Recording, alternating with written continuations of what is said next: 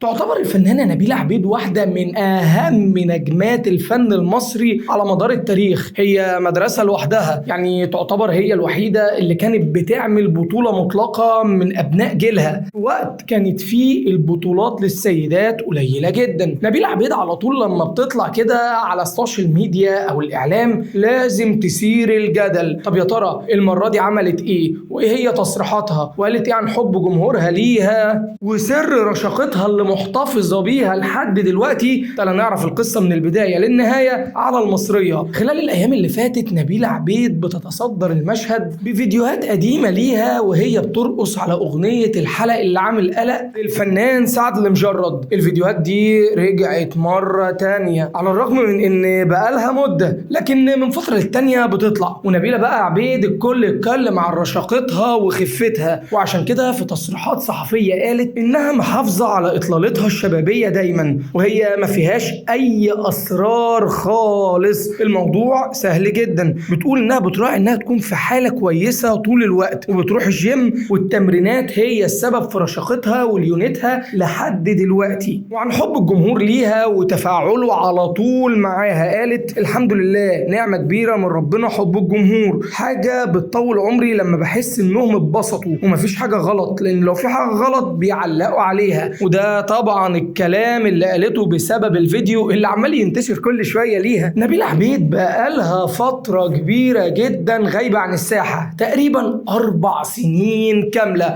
من ساعة آخر مسلسل عملته وهو سكر زيادة، واللي كان بالاشتراك مع هالة فاخر وسميحة أيوب وروجينا وأحمد السقا. نجوم كتير جدا جم للفنانة نبيلة عبيد كضيوف شرف. المهم قول لنا في الكومنتات، تحب إن نبيلة عبيد ترجع بعمل فني تاني؟ وبرضو على المشي كده قول لنا إيه أكتر الأعمال والجمل اللي بتحبها ليها في أعمالها الفنية.